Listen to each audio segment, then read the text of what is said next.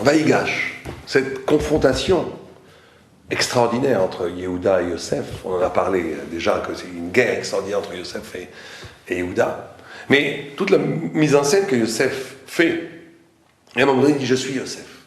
Et tous ses frères, là, se taisent, sont estomaqués, ils ne peuvent pas parler. Et la Gemara, elle dit oh il est Yom Hadin, oh il est Yom Hadin, que ça c'était une sorte de jour du jugement, une sorte d'anticipation du grand jour du jugement, aussi bien le jour du jugement après la mort pour les hommes, que le grand jour du jugement pour l'humanité entière, qui aura lieu au temps du Mashiach. Alors pourquoi est-ce que c'est le jour du jugement? Pourquoi quand Yosef dit « je suis Yosef », ça montre une sorte de... ça dévoile la dimension du din. Parce que justement, il faut bien comprendre que le din, c'est ça. Le jugement, c'est ça. Le jugement, ce que Yosef fait quand il dit « je suis votre frère Yosef », c'est que jusque maintenant, toute la parole de Yehuda et de ses frères était de parler de la souffrance de leur père Jacob et de vouloir sortir Binyamin, qui était prisonnier de Yosef, au nom de la souffrance de leur père. Donc ils ont un discours moral qui se soucie en premier lieu de la souffrance de leur père.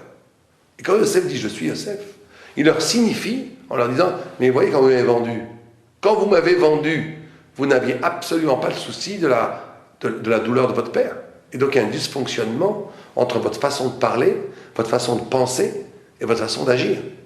Et ce dysfonctionnement, le Rav Simcha Zissel, il dit que c'est ça le grand jugement. Il dit que le jugement, que l'homme n'est jugé que dans la mesure où il a trahi ses propres convictions.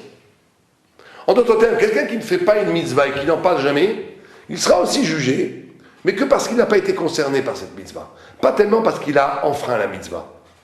Mais quelqu'un qui parle, vit intellectuellement avec cette mitzvah et qui ne la mékayem pas, qui ne la réalise pas, ça c'est l'effroi, la dimension terrible du jugement. Je vous donne 2 ou 3 exemples. Quelqu'un qui tout le temps convoque la notion de chesed, la notion d'amour, la notion de compassion pour lui ou pour sa famille. Mais quand il voit un pot, il tourne la tête, il ne lui donne pas. Bon, il dit qu'est-ce qu'il vient m'embêter celui-là. Ça, le jugement va être terrible. Terrible. Parce que lui, il profite de cette dimension de chesed pour lui. Mais quand il s'agit de la donner aux autres, ça n'existe plus. C'est là où il y a le jugement qui rentre. Quelqu'un qui est très mahmir sur les autres. Dans la il dit toujours c'est très dur, il faut faire comme ça, il faut être froum, très bien. Mais pour lui, il est méquel. Ça aussi, le jugement va être terrible. Parce que là, il y a une trahison, une sorte de disconnexion entre la pensée et l'acte. Or, l'essence même de la vie, c'est d'unir la pensée et l'acte. Que quelqu'un qui ne vit qu'avec, sans valeur, sans idée, sans idéaux, il vit, c'est pas une vie. C'est pas une vie, puisqu'il est poussé à droite, à gauche, par les événements de la vie. Même s'il croit que lui, il fait quelque chose, il ne le fait pas, puisqu'il n'a pas pensé son acte. L'acte lui est imposé par les circonstances. Donc il est simplement amené par la vie là où on l'amène. Quelqu'un qui a des idées très fortes, qui pense, mais qui ne vit pas ce qu'il pense, c'est pas une vie non plus, puisqu'il n'est que dans le monde de l'idée, il ne réalise pas l'idée. La vie, la vraie existence, c'est quand je vis ce que je pense. Véritablement. Là, j'existe. Sans ça, je n'existe pas. Et c'est la leçon que Yosef a voulu donner à ses frères. Et on va voir pourquoi cette leçon était fondamentale au fait même de la gestation même de Am Israël. Yosef a fait ça pas simplement comme un processus moral pour faire la leçon à ses frères, c'est parce qu'il avait la conscience que Am Israël devait descendre en Égypte et que l'éruption de Am Israël ne pouvait se faire qu'à ce prix-là. Mais on pourrait me répondre, on pourrait nous dire, bon, ce qu'on dit comme idée ici, c'est qu'il faut vivre en accord avec ses idées. Et puis c'est tout. Non, ça serait une façon simpliste et réductrice de voir les choses. Bien sûr qu'on nous dit, il faut vivre en accord avec ses idées. Mais ça veut dire quoi de vivre en accord avec ses idées? Ça veut dire quoi? C'est justement quelque chose de beaucoup plus profond. Il y a un confort intellectuel et il y a un confort existentiel. Et la vie, c'est quand ces deux conforts, ou plutôt quand on a dépassé la notion de confort, quand cette logique existentielle et cette logique intellectuelle s'accordent. Je vous donne un autre exemple. Vous savez que la Gemara nous raconte l'histoire de Rabban Gamliel. qui, au moment où il allait mourir, ses élèves sont venus le voir et lui ont dit « Rabbi, donne-nous une bracha, donne-nous une bénédiction. » Il leur a dit que la crainte de Dieu soit sur vous aussi forte que la crainte que vous avez des hommes. Les Talmidim ont dit « C'est tout !» Il a dit « Alevaï ». Alevaï, on pourrait traduire j'espère que ça sera comme ça. Ça serait déjà beau si c'était comme ça. Qu'est-ce qui se passe dans ce texte? On parle des Talmidim de Rabbi Gamaliel, on parle de Tanaïm, on parle d'immenses Talmidei Chachamim. C'est qu'il y a une dimension qui s'appelle le confort intellectuel. C'est-à-dire quoi le confort intellectuel? Tout le monde sait très bien dans sa logique intellectuelle que Dieu est plus important que les hommes. Ça serait impossible de vivre avec l'idée qu'un homme est plus important que Dieu. Tout le monde comprend dans son échelle de valeur que Dieu est plus important que les hommes. J'ai une logique intellectuelle qui fait que pour moi ça serait très inconfortable. Et Dieu préserve de mettre Dieu en dessous de quelque chose, c'est impossible. Ce serait blessant pour mon intégrité morale et spirituelle. Donc je pense véritablement que Dieu est au-dessus des hommes. Mais dans la vie de tous les jours, alors là c'est plus difficile. C'est que Rabbi Douachia il dit que justement la capacité de Emouna, c'est la capacité de s'extraire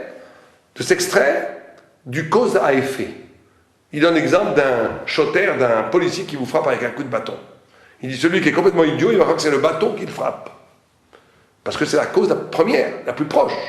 Celui qui est un peu moins idiot, il va voir que c'est pas le bâton qui me frappe, c'est l'agent de police. Celui qui est un peu plus intelligent, il dit mais c'est pas l'agent de police, il fait que l'ordre du ministre de l'Intérieur. Celui qui va plus loin, il dit mais c'est le roi qui a voulu ça. Et celui qui va plus loin, il voit que c'est Dieu. Donc quelqu'un est intelligent, l'intelligence est proportionnelle à sa capacité de remonter à la source première. Mais dans l'existence, c'est pas comme ça. Dans l'existence, je vois le cause à effet qui est autour de moi. Il y a un confort existentiel où je sais que si je fais ça, j'aurai ça, et si je fais pas ça, je l'aurai pas. Et donc, on vit comme des schizophrènes, comme des gens coupés en deux, où il y a une logique intellectuelle et une logique existentielle qui ne s'accordent pas, qui se détruisent l'un et l'autre. Et donc, la vie ne commence que quand j'harmonise ces deux dimensions. Mais c'est même plus profond que ça. Quand on dit qu'il faut harmoniser les deux choses, c'est pas juste une question d'accord, c'est une dialectique où l'un se nourrit de l'autre. Vivre véritablement, c'est quand je pense une action. C'est-à-dire que mon action, ce que je fais, la façon dont j'agis dans le monde, est illuminé, nourri, qui scintille de la puissance de la pensée et de la réflexion thoraïque. Et d'un autre côté, il faut que ce que je vis, les événements qui m'arrivent, remontent et vivifient par l'existence la pensée. C'est cette dialectique-là qui fait qu'un homme devient un Talmid Chacham. Un homme devient un Talmid Chacham, devient un tzaddik, quand la vie est une occasion de penser, et quand la pensée va insuffler la vie. Quand la pensée va être à l'origine de mon acte. La plupart des gens ne vivent pas comme ça. La plupart des gens, les actes sont des actes presque mécaniques, qui obéissent à des logiques qui les dépassent complètement, ou qui sont des logiques inhérentes à l'instant. Et la réflexion est une réflexion complètement coupée de l'existence. Et c'est pour ça qu'on arrive à cette dichotomie, à cette dualité entre l'existence et la pensée, qui est à l'origine même de toutes les infractions morales. Il faut bien comprendre. Parce que quelqu'un va devenir un tzaddik que quand il unifie ces deux niveaux. La source même de la sainteté, la source même de la gdusha, la source même de la tzadikout, le fait d'être droit, le fait d'être vrai, le fait d'être un homme de Torah, c'est quand je diminue au maximum et que j'essaie même d'annuler l'espace entre la logique intellectuelle et la logique existentielle. Plus l'espace entre les deux est grand, plus il y a un espace vide qui va être le lieu de l'éruption de toutes les avérotes. De toutes les avérotes. L'avéra naît de cet espace-là. Personne ne décide intellectuellement de devenir un rachat. Ça n'existe pas. Quelqu'un devient un rachat, un méchant commet un acte négatif, parce qu'il a l'impression qu'il échappe. Il n'est plus dans la logique intellectuelle, et il n'est pas, cette logique existentielle et la logique individuelle, la logique intellectuelle et la logique existentielle sont séparées, il y a un espace vide, un espace creux, qui permet de tout les laisser aller. Mais si j'unifie, je m'unifie, et que mon acte est toujours inspiré d'une pensée réelle, je ne fais pas de faute. Et si ma vie, ce qui m'arrive dans la vie réelle, remonte de sa source vivifiante, de la vie elle-même, l'existence a inspiré ma pensée, Ma pensée est une pensée vivante qui vient du réel. Il n'y a plus de place pour la faute, ni dans la pensée, ni dans l'acte. On devient un tzaddik. C'est comme ça qu'on devient un tzaddik. Maintenant, il faut comprendre pourquoi est-ce qu'il était si impératif, si important pour Yosef que ses frères et lui-même réalisent cette unification de la pensée, face au tikkun de la distorsion entre la pensée et le agir, entre l'acte et la pensée, entre la logique existentielle et la logique conceptuelle et intellectuelle. Parce qu'il faut bien comprendre que Yosef avait anticipé la descente du peuple juif en Mitzraïm et qu'il savait que la naissance du peuple juif aurait lieu en Mitzraïm. Et que la naissance du peuple juif aurait lieu en Mitzraïm que si Am Israël était un et uni ensemble. 70, le nombre de 70 de juifs qui sont rentrés en Égypte correspond aux 70 facettes de l'humanité. Vous savez qu'il y a 70 facettes de l'humanité. Le peuple juif est le peuple qui incarne les 70 façons d'être homme, mais rédimé, metoukan dans la Torah elle-même. C'est pour ça qu'on dit qu'il y a Shivim Panim la Torah. Il y a 70 façons d'étudier la Torah, parce que ces 70 façons d'étudier la Torah correspondent à 70 visages humains qui se retrouvent dans la totalité d'Israël, qui, si c'est véritablement Israël, possède en lui les 70 façons d'être homme, qui est la totalité de l'humanité, mais la totalité de l'humanité qui est Metoukan, qui n'est plus éclaté, qui n'est plus dans le mal, qui est dans la Torah, qui est dans le bien, qui se retrouve dans la parole de Dieu vivant, qui est la Torah elle-même. Et donc Yosef comprend que cette naissance en Mitzraïm ne sera possible que si on est tous unis. Et si cette différence entre notre pensée et notre façon d'agir est annulée, qu'il n'y ait plus de différence. À partir de là, le noyau va pouvoir être la graine qui va créer le peuple élu, le peuple magnifique, le peuple de Dieu. D'ailleurs, regarde, il faut bien comprendre aussi que ça c'est une leçon pour nous, que quand on commence quelque chose, c'est très important que cette chose soit parfaite. C'est d'ailleurs pour ça qu'on demande à un converti, le malheureux converti, on lui demande d'être tzaddik, on lui dit tu dois faire toutes les mitzvot. Sinon, un converti, un non-juif qui rentrerait au Beddin, qui accepterait 99,9% de la Torah et il lui manquerait un millième, il dit ça, je n'ai jamais accepté, il ne serait pas converti. Toute sa conversion est nulle et non avenue. Toute sa conversion est nulle et non avenue. Parce que la conversion, c'est le début de quelque chose. C'est une naissance. Quand on fait une naissance, ça doit être parfait. On ne peut pas commencer quelque chose en commençant quelque chose de tordu. Parce que même si c'est infiniment tordu, c'est très très peu tordu, c'est qu'en mathématiques, deux lignes qui ne sont pas tout à fait parallèles, au début ça ne se voit pas, mais si vous les poursuivez à l'infini, ça va faire des milliards de kilomètres de distance à la fin. Ce qui au début n'est pas visible mais est tordu et perverti, va avoir des conséquences terribles par la suite. Le début doit être parfait. Le début doit être parfait. Donc Yosef comprend qu'ici on est au début de la création d'Am Israël et que la graine qui sont ces 70 Neshamot, qui sont les 70 reflets de toute l'humanité entière, Rédimé, Metaken, Mekoudash, se doit d'être parfaitement en harmonie et parfaitement unifié, et que leur action et que leur pensée soient un.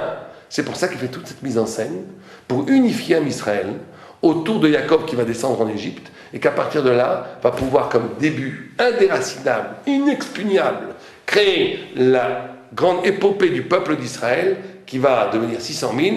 Le Maharal de Prague explique que 600 000 c'est la plénitude avant le chiffre 7, qui pour après puisse sortir d'Égypte, accoucher véritablement d'Égypte, mais ça on en parlera dans les parachutes suivantes, pour recevoir la Torah et pour sauver le monde.